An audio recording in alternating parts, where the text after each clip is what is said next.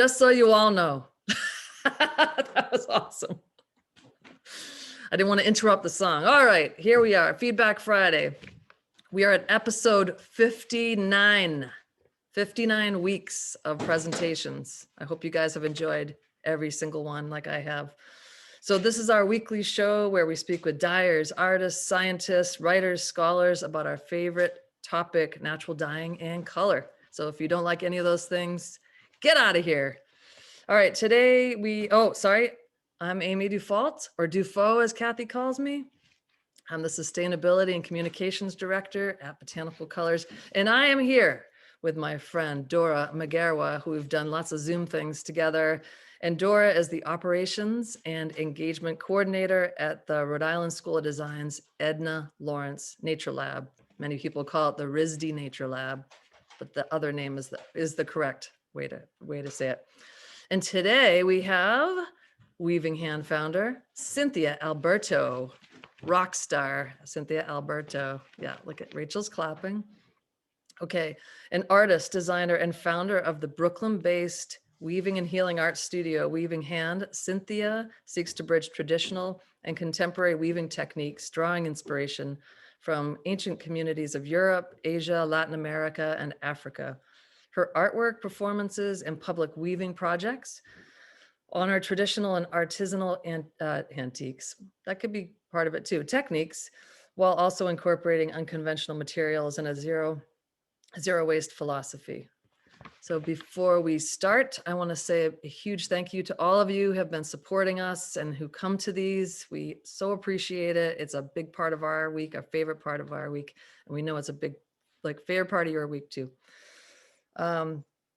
So Dora and I are just going to be working together. We're going to open up the chat after Cynthia's presentation, where you can start asking questions. Right now, the chat is off, so you can't do anything. You can only wish you could send us chat messages.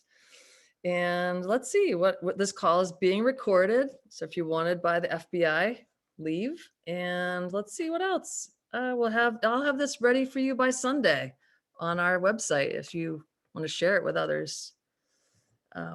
Okay, and now, without further ado, Cynthia Alberto. Yes. Okay.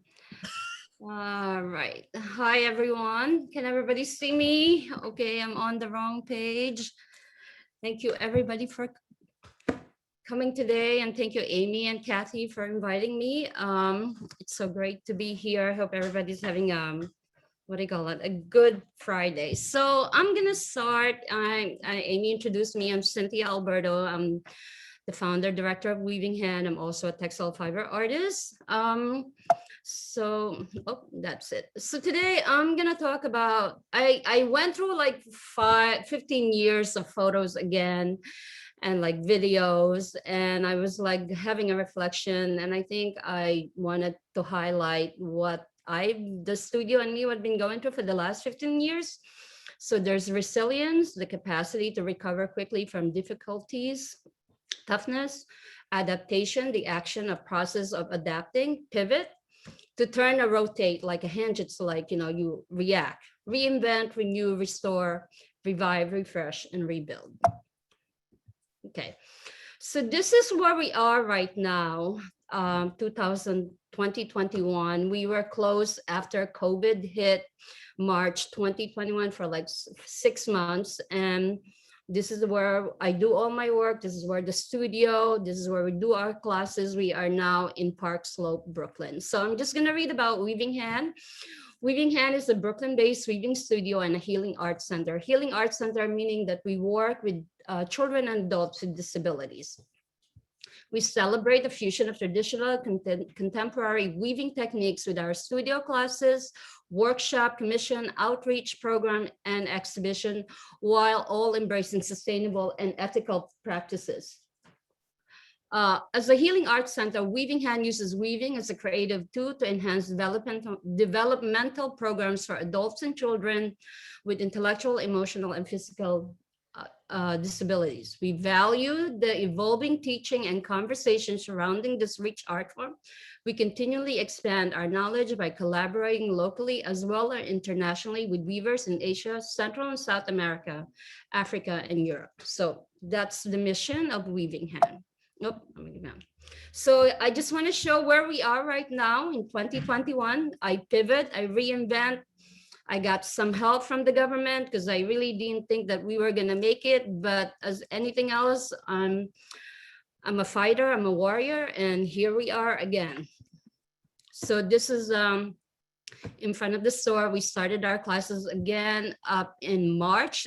We moved into the new location in January. So these are some of the classes, as you could see. So there's still, some are still wearing the mask, weaving on a cricket loom, the tapestry loom, and all our kids' classes are coming back again. And we're actually having a summer camp this summer, 4 kids per week, which is like a small start. And this is like, we also have weaving parties now also, because people want to gather and drink, and you can drink now if they are in a pod within their friends. So it's one of the friends' birthdays, so they bring the bottle of wine, we put the music on, and everybody's happy, and weaving, getting drunk. And so we also have a tote bag class where you could make a tote bag, and the background is the store. So I put a store in the studio. So we have a lot of craft kits that you can buy and a lot of weaving supply. And so it just shows you where we are, what it looks like. The tapestry class and the intro to weaving class. Again, some view of what the studio looked like, jump starting it. And, I'm very thankful that I can do this again. Again, the kids classes are a big thing. We are close to a school, so a lot of parents are very thankful, and the community was very, they embraced us. They were very thankful that we moved in the area. So again, building new relationships and working with the community and healing and embracing one another. More kids classes. They made, again, adding the zero waste philosophy, sustainable practices, weaving with fabric scrap, making sure that the kids understand why it's important to recycle, to renew, and reinvent things. We are also starting a membership program, because a lot of the students, once they take an intro to weaving class, they want to continue weaving. So we slowly, small baby steps, but we are in the process of creating a membership program. Again, we also do indigo dyed weaving, ikat.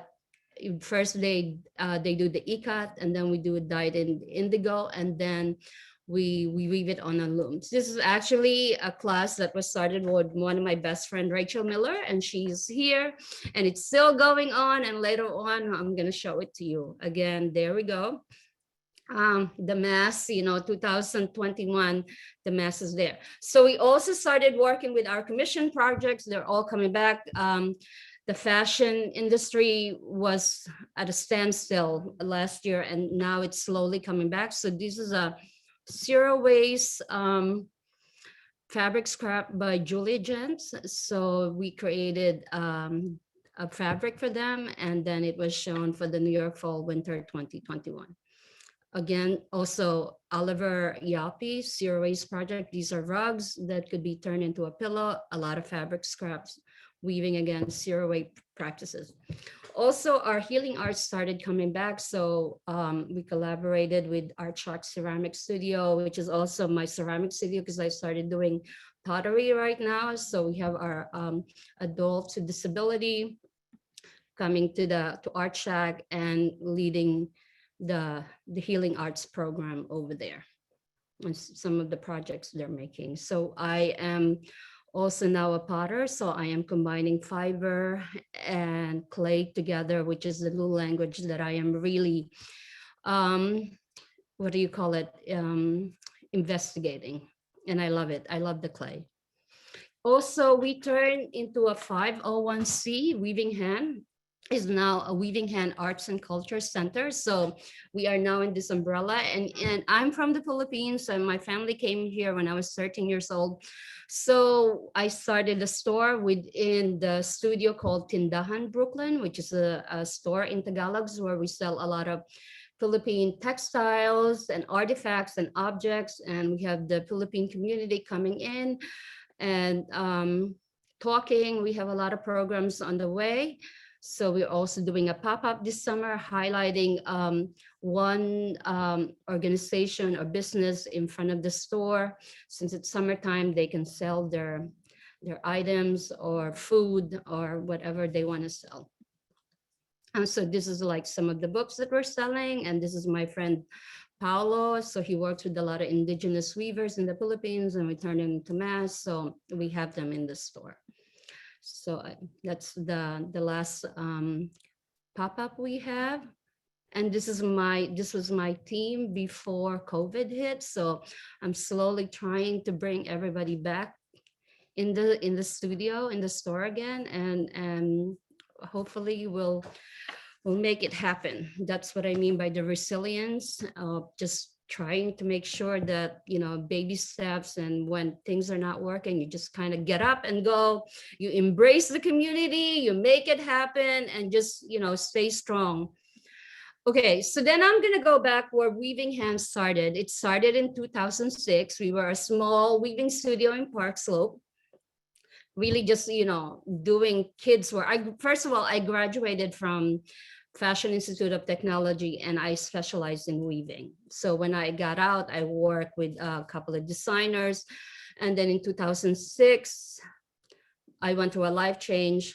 And then I was like, okay, what are we going to do now? I have 2 young kids. I need to eat. So I opened Weaving Hand without really, I didn't know how to do it, what I'm going to do, but I just kind of went for the swim. So this is like one of our first cards. You could see it's me, my daughter, and my son. So those are our hand. So that this is the very first, again, just focusing on workshops, lifestyle, birthday parties. So the space is actually not big, but we had a big backyard. So we would do all the workshop outside during the summertime. So this is what it looks like. I couldn't find any more photos because my old computer died. So I found some of me, and I look so young in this photo. Like, really watching yourself age is like, oh my God, look at me. Okay. And so we did a lot of backstrap weaving. This is what the studio looks like. And I did a backstrap weaving talk at Haystack last week, and I have introduced backstrap weaving from the very beginning. It was something I love, cultural as a factor to it. And then 2009, 2013, we moved to our second studio, which is on Myrtle Avenue in Fort Greene. It was at the bottom floor of a building. The rent was good. So I'm like, okay, we need to reinvent again, because we were small, and a friend of mine owned the building, so they gave us a good rent. These are the interns from different school. I started an internship program, again, more kids classes, and then added Guatemalan backstrap weaving. So we started giving classes on backstrap. This is one of our backstrap weaver. My God, I'm having a blank out. Not Miss Guillermo. It's gonna come back to me. And working with a lot of different kids on the loom. We started also the Tibetan rug weaving with Miss Guillermo. So we were also giving that classes. And then this is the what do you call it? The class that Rachel started, my friend Rachel Miller. So she created the ikat indigo weaving class. So we would do the binding first, and then dipped it in the indigo, and then weave it on the floor loom. Okay, hold on for a minute. Well, wait, I'm sorry, I'm going back. I lost it. Hold on for a minute. I lost my thing. I'm just gonna go back. Okay. So Okay. Off. Sorry, bear with me. I don't know where I am. Okay, hold on. It dropped.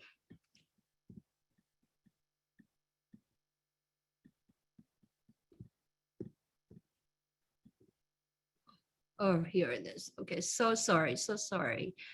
Okay. Think. Okay, here we are. Okay, so this is a project that I kind of like also started doing commission work. So this is a project for Levi's. It was one of our first commission projects. So we made a loom, an upright loom. So I was kind of like also looking for more earned income. So this is one of those projects. We also started working with Pratt and started collaborating with them, started giving free weaving demo at the student union at Pratt. And so I wanted to say is like, okay, you open up to the community and you ask, okay, who wants to learn weaving? We're here. So constantly making connection. And then, so I had another opportunity to go to the Brooklyn Navy Yard because it was a bigger space and I wanted to expand a little bit and the rent was good. It's always the thing about New York is the rent. Like, it seems like, you know, from my experience, like always like, okay, where is it that we're going to get the best rent and we can expand? So this is that. It's bigger. I mean, it was like 2 rooms, so we could have more students. We could have our healing arts. We could have more looms. And then we could do programs with different nonprofit communities. So we work with a lot of nonprofit community in the area, giving them backstrap weaving. This was really wonderful. And I loved it. I loved seeing all the kids and the possibilities. So kids can come. It was really a great student. And then I said, oh, let me start maybe an artist residency. So this is Aviva, our first artist in residence. And the picture is that where they have the artist residency and then we had exhibitions because it was a bigger space. And again, the commission project started happening and I think it's a word of mouth. We got a job from Eden. We wove a commission project for them. Eden is a clothing company started by Bono, the guy from U2 and Bono's wife. And this is my ex studio manager, Catherine. So she's doing cutting some commission work. And then we got this big job from the Noma restaurant in Denmark. So we made 2 big weavings. This was an incredible project. We had to make the loom, you know, specifically for this project. Then we got another job with Public Color, a youth organization that uses design. They wanted us to make this really big weaving for their video. And this time I had a lot of interns coming in because we had a bigger space. So this is a fun time, really beautiful time. And you could see how big it was because all like 5 of us can fit there. And this is what the installation looks like. And then we got a job for Ace and Jig for their Liberty of London installation. So again, this is like, I think the time that I started learning how to do a commission project and the what do you call it, the deadline. You know, I mean, sometimes you get a job, you don't really know what you're doing, but you make it work and you make it happen.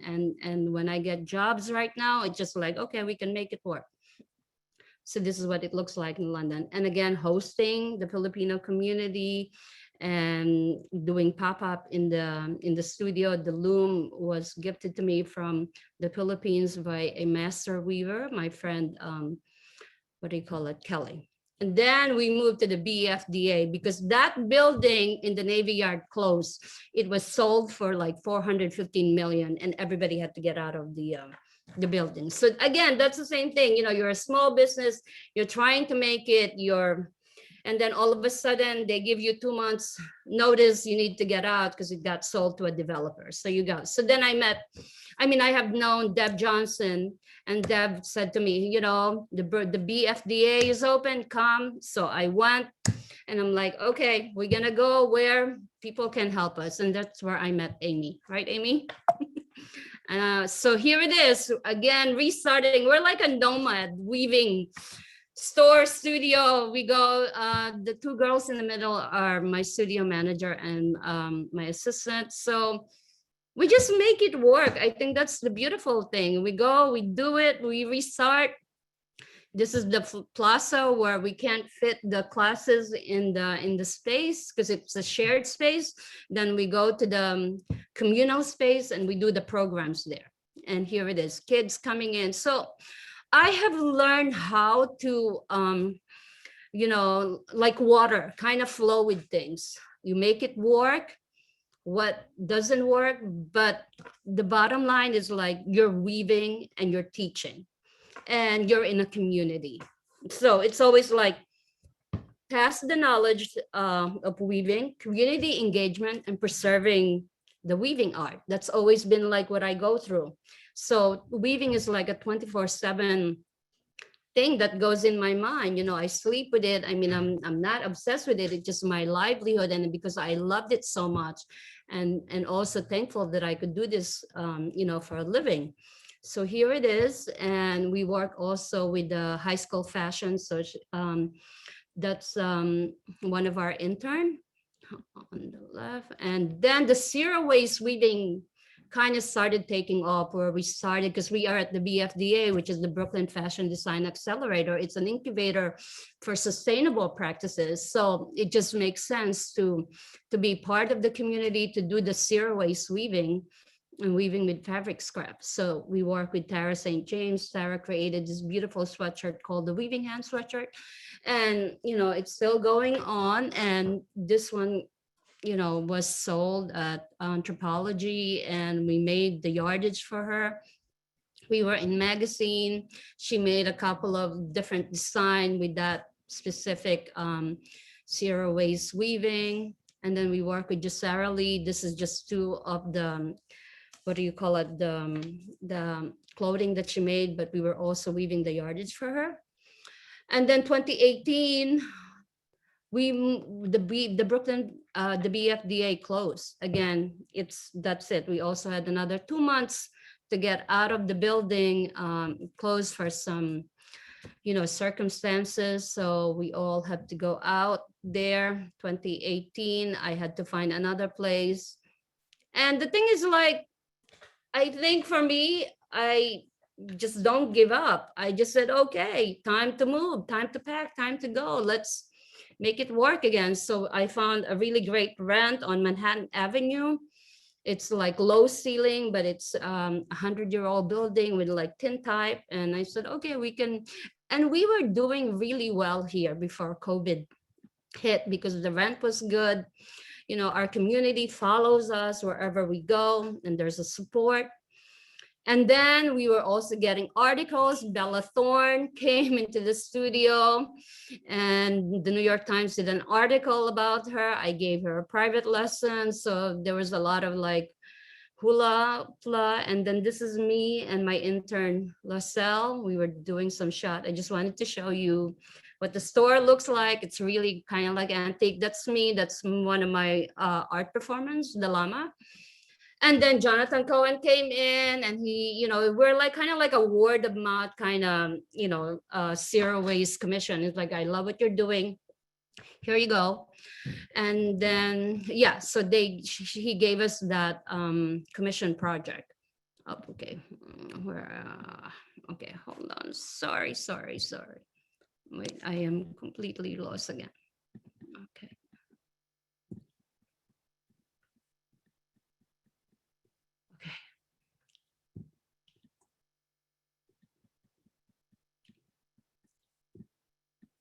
Okay, sorry. Okay.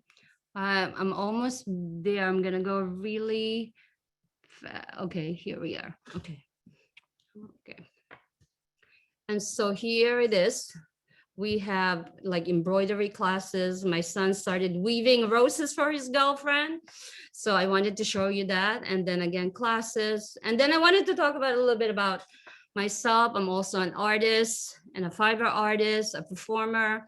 So I did a play over just a couple of months ago where Jonathan donated all the zero waste fabrics, and I made the costume for this play by Philippine author called Black Henry. And then I started doing, okay, it's like ceramic clay loom. And this was my show at the, I think I talked earlier about the Art Shack ceramic studio. And I was the resident artist. So I was doing ceramic and fiber together, imprint on it. And then I also taught the classes, making ceramic bowls. And then I had a show at the Peters Valley for their 50th anniversary show and a resident artist residency, September 2020, in the middle of the pandemic. It was a really challenging time, but we made art.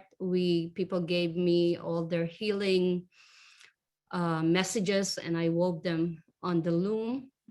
And that's what it looks like on the red. It's a big tapestry of healing and hope from the community in New Jersey. My cocoons, I do a lot of public performance with this cocoon. The cocoons, those are made in 2017, and the ropes are from the MoMA PS1 exhibition. This is what they look like. They activate, they dance. And then I'm having a big solo show exhibition happening at the Ace Hotel Brooklyn, highlighting my weaving hand healing artists. And again, and in August, I'm gonna be in Massachusetts to do a weaving activation of healing and remembering my ancestors. It's a big building, and there's going to be a lot of performance. It's going back to the rituals of different rituals of women that we forgot, and we're trying to capture it back. So I'm going to talk about my kids, and I'm almost done. This is my Marcus and Kaya. This is when I started the studio. He was 4 and he was 6. So throughout the year, Marcus and Kaya have, they are weavers. They teach classes, and watching the journey of, this is our journey, because it makes me so emotional watching them grow and watching them teach. Kaya is actually graduating. She studying adult disability, and she also teaches classes, teaches weaving classes. This is her at the Hunterdon Museum virtual class for zero waste tapestries. So they love it. They're, our business. We are a family business. So we weave, we teach, we engage with the community. And this is Mark's journey with his backstrap loom from the age of like 6 or 7. And you could see throughout the years, like he's getting taller and taller. And here's the 2 of us. And then we did a apartment therapy backstrap weaving video in 2019. So it was really wonderful to see that. And that's it. So thank you, Amy. Thank you, Kathy. Thank you, Botanical Colors. These are all my information. And this is the llama saying thank you to you guys. I think that's like the best part, is like seeing you as a llama, Cynthia. You're a llama. Yeah, I'm gonna stop. Okay. Thank you for that. That was great. I'm gonna let Dora take over the chat, but I just wanted to say thanks, and then I'm gonna jump out. Thank you. Okay, cool. So first, in talking about your performance, Janine is asking, where in Massachusetts is the performance? It's gonna be in Pittsfield. Yeah, it's if they go on the Cynthia Alberto Weaver Instagram, it's gonna be there, all the information. Yeah. And they're wondering if there's a link for the upcoming. Yeah, there's a link. Yeah, it's all posted into that. Yeah, and it's gonna be open to the public. It's from August 7th to the 17th. But yeah. Thank you. And I think somebody shared a link in there. Okay, so going to Amy's question, can you talk more about building your own looms for commission? Well, let's say like that commission for Noma is really like, a 12, 15 feet loom. So you have to build a big grand loom for that, like a big tapestry loom. So basically I don't limit myself to like sizes. So I have a fabricator, I work with a fabricator. If we have a big loom or we have a big project, then I make the loom and make it happen. The loom to weave the project. Mhm. And another question came in about healing through weaving. And so the question is, can you talk a little bit more about that, the process? Well, And I'm also curious about that, like how the process is healing for the. well, it's a very personal thing with me because throughout healing saved me. I went through a life change after being married for over 10 years. I went through a divorce with two young children, really not knowing how I'm going to make a living out of it. And so I opened a studio in 2006, and that healed me and my children. So it kind of organically started developing from that, where it was a place for us to come together, teach my kids not to be independent financially, to be independent emotionally, to be independent mentally, because weaving is really, it calms you down. And at the same time, to other life situations that have happened in my life, weaving have healed me. So it's always been the umbrella or part of it wherever I go, whether it's in community or with the weaving with different organization, with healing arts, which is the adults with disability. First of all, it's nothing clinical. It's more like a communal embracing of humanity. We're like, we're making a cloth, we're covering ourselves so we don't feel cold, so we don't feel exposed. So I think that's like what I mean by healing. Does that answer your question, Amy? Yeah. Oh, I think that was a great answer. And so next question is from Michelle. So it's a kind of a statement and a question. And she's asking, you are amazing. Do you ever sleep? Yeah, I do. I'm actually have learned how to really set aside time that, like, for me and for my kids. But I think I'm very thankful that I can do this every day because I love it so much. And I really fully, embraced it. And I mean, weaving is like the life, but not to a point where it's an obsession. It's like getting up and drinking water. You get up, you go to the studio, you weave with the kids, you weave with the healing arts, you teach your children, you teach the kids. So it's like just like almost like cooking. You're cooking, you're constantly like mixing it up without, I have learned not to overwhelm myself. And when I have like deadlines, I have learned how to breathe basically.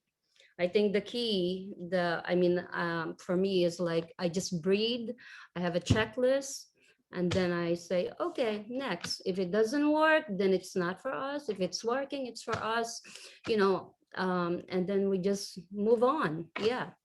Because if the commission is not working for us, there's another person you can go to, or I can refer you to another person who can make it for you.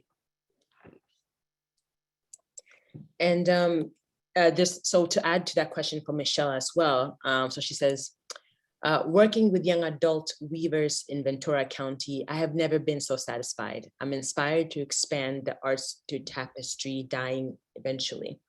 Do you know of other art studios in the US or Canada that work with weavers with disabilities? I know there's not per se studio, but like more of like a community center. In California, yeah, there's housing more. I mean, she could email me at info@weavinghand, and you could email me and I'll give you some, studio that have weaving programs. Yeah. Thank you, Cynthia. So let's see. The next question is from Deanna. Your story really emphasizes the importance of persistence. Don't give up, keep saying yes. Thank you for that. Very inspiring. How did you make your connections over time? Was it more a number of happy accidents, or did you try to work on social media or etc.? I think it was really a learning curve. A lot of it, it's like I could look at it as like making a recipe and creating a template. You kind of like, you make a recipe, okay, that doesn't work, this work, and then you kind of know what works and doesn't work. But then you're also open for other possibilities coming in. And for the last 5 or 6 years, I have learned how to open myself up to create my own art practice, letting go, letting my art come alive and be part of the studio. So everywhere Weaving Hand go, I go. So we're like together now, and I always talked about this all the time. We're like, before, in the beginning, Weaving Hand was always the front, the studio front, which is the livelihood. We need to make sure that we're going to be eating, we have money. But now it's Cynthia Alberto and Weaving Hand. We're really together as one. Wherever I go, she goes, the studio goes, or the store goes. So if we have a museum exhibition, it's going to be Cynthia Alberto and Weaving Hand. If we're going to do a talk in a big major conference, it's Weaving Alberto and Cynthia. And the same thing what's happened with the Ace Hotel. Cynthia Alberto and Weaving Hand Healing Arts are there. Thank you, Cynthia. So it's a lot of comments coming in. They're saying that they love what you're doing. They love your energy, and how Weaving Hand is great, and the location is great.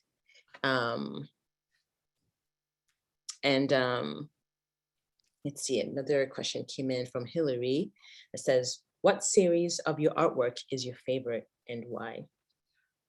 I love the cocoons. The cocoons are gonna activate actually tomorrow is Saturday. Yeah, at Art Shack Ceramic Studio, the ceramic studio that I belong to, and they're having a summer solstice. So we're gonna activate the cocoons, and then I'm also making a new cocoon out of recycled T-shirt, and it's gonna be the sea. The cocoon are really very special because you put them on, they're heavy, and you feel a pressure that you are surrounded and you feel protected. And I think it's the same idea when we put on like our clothes, either we're protected or we feel good about it, or it's something that just like feels good on the skin, right?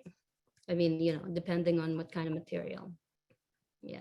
And I like my ceramic clay loom. I caught the later part of the disco era. I was like, I love disco. I mean, I got to Studio 54 when I was like 16 in the mid 80s. So it was like, oh my God. So I started making this disco clay loom, sparkles and the whole thing. And I think I had some photos of it. So yeah, those times are really great time for me to remember, and the music. Yeah. So that's kind of like spilling over my ceramic art right now. Thank you, Cynthia. So the next question is from Michelle asking, how do you connect with fashion designers to collaborate with the fibers you create? So I think we are like a word of mouth. We are like the best kept secret and not the best kept secret. They find us, and then they refer us to other designers, or they just go on the website, they just Google, and that's how we get a lot of them. But there's definitely a good reputation within the community. Like if you want to do zero waste weaving, you can go to Weaving Hand. Yeah. And can you talk more about, this is from Amy, the next question. Can you talk more about your designers and where their waste materials is coming from? Yeah, so they mostly practice sustainable practices, meaning that like they collect their fabric scraps, they don't throw them away, and they're not like, well, the fashion industry is going through a reset right now. They're not in the, showing spring, summer. They're their own schedule, like Tara St. James, for example, or like what do you call it, Jussara. They collect their fabric scraps and whatever fabric scraps that's left over, and then they cut them and then they give it to us. Thank you, Cynthia. And from Omi is asking, are you creating your ceramics by hand or do you use a wheel? Yeah, but I do it by hand. It's all hand building. Hand building. I tried the wheel. The wheel is a little bit crazy. I'm not really fully there yet, but the hand building I love. I love feeling the clay. Yeah. And I want to add to that as well, that question. So because you were talking about how you want to combine textiles with ceramics, and I'm curious about your what your thoughts are in ways that they can come together, and how your work in textiles translates into the work within ceramics. Well, I make a loom out of the clay. So it's really the union of the clay and the, what do you call it, the fiber, in whatever interpretation that is. But it's always either they could be a loom, they could be an embellishment, but the actual connection of fiber and clay together and how they're creating their own language. So the union of fiber and clay, which is a new series that I'm doing. And I also make this funeral dolls. Well, I shape the face of it, and then I add the dress of the doll out of a fabric. So again, in whatever context it is, it's like clay and fiber. How do you combine that together? And I just realized Amy had a similar question. I didn't mean to hijack your question, Amy. But I think it would be great for you to elaborate a bit more on how you feel the clay and the textiles are different and yet the same. Well, it's the preparation. The clay, you really have to start.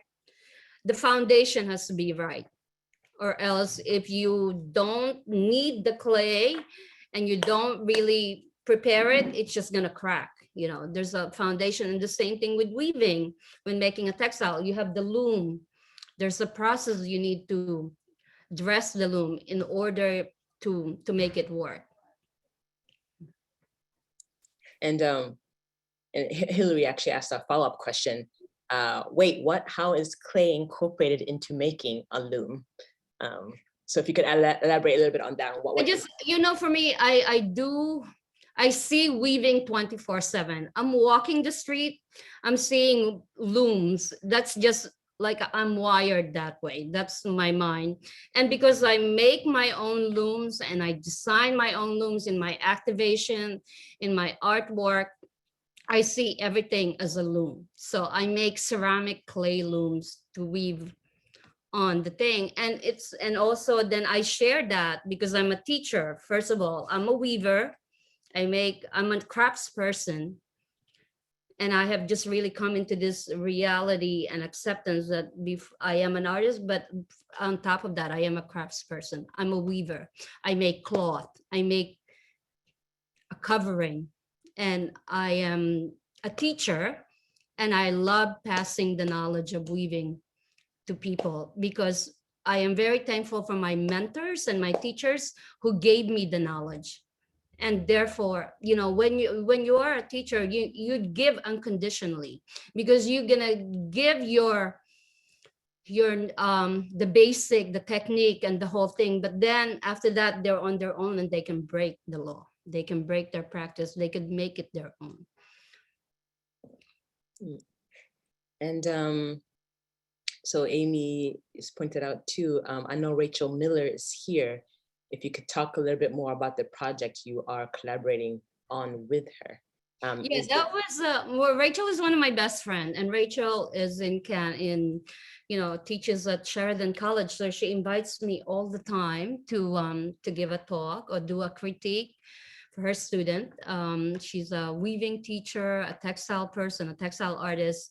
So the collaboration was before she moved to Canada. She made she started this weaving ikat indigo class. Yeah. Thank you, Cynthia. So I'm gonna go to another question. And the person says, wow, beautiful and inspiring work. I am fascinated by zero waste weaving and the idea of weaving with scraps. That's absolutely brilliant. Can you talk a bit more about how you design weave a piece of cloth that is going to be used to make clothes?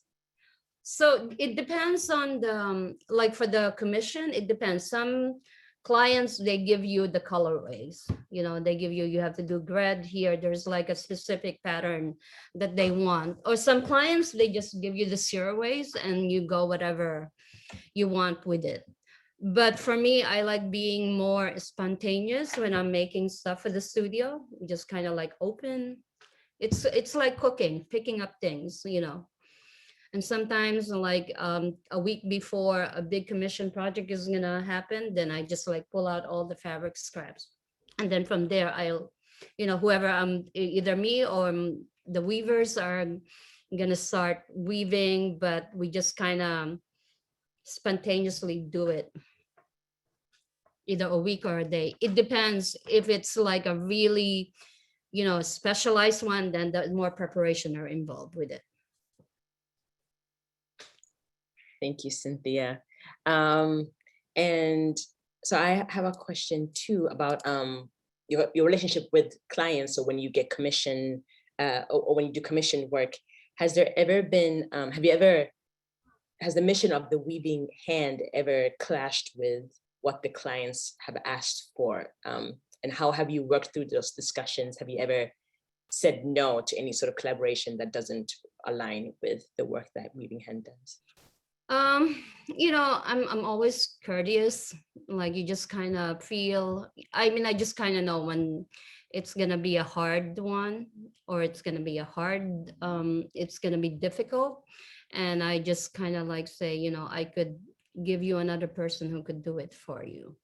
I don't really, as much as possible, not try to get into a place that I know I can't deliver.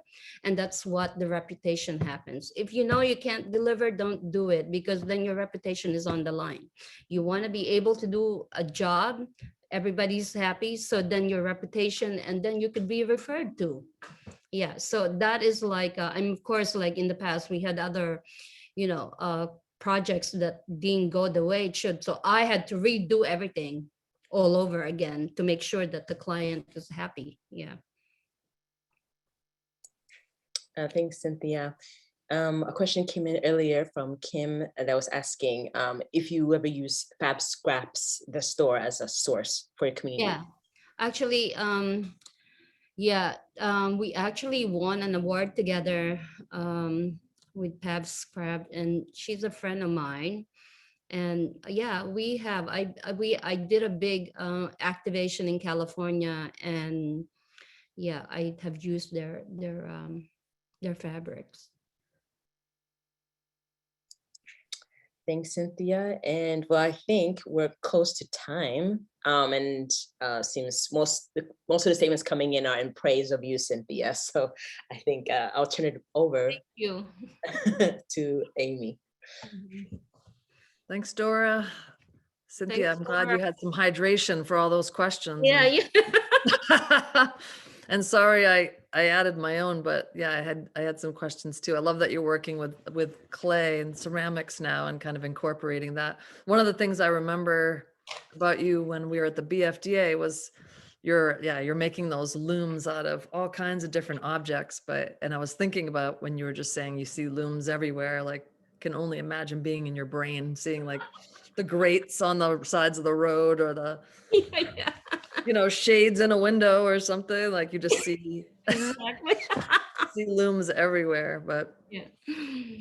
well, thank you so much for giving us our whirlwind tour of Cynthia Alberto's life. Thank you And so I know much. Dora's been putting in your link to your site, and she just put your Instagram in there too. So everybody, go check out what Cynthia's doing. Maybe support some of the projects that she is doing. And yeah, so thanks so much. Yeah. Thank you so much. Appreciate you being here. Yeah, I know thank it's been a little Kathy's actually working on a really cool project right now. She's in North Carolina. We're doing a collaboration with TS Designs and Solid State Clothing, doing dyeing a bunch of t-shirts in their dye house. So that'll be open for people to shop through TS Designs and Solid State Clothing. But Kathy's in North Carolina working with some really big industrial machines and just kind of making that all work down there. And I'm here up in Maine and not on Cape Cod where I usually am. So everything's a little hokey. But anyways, thanks everybody for being here. Thank Just you. yeah, thanks, Cynthia. So a couple reminders. We have this natural dye color gradations class that will be in August that Kathy's teaching. And basically if you take the class, I think she's gonna use about 5 colors, and you're gonna walk out with like 30 different ways to make color from those swatches. Or you'll have swatches of those colors.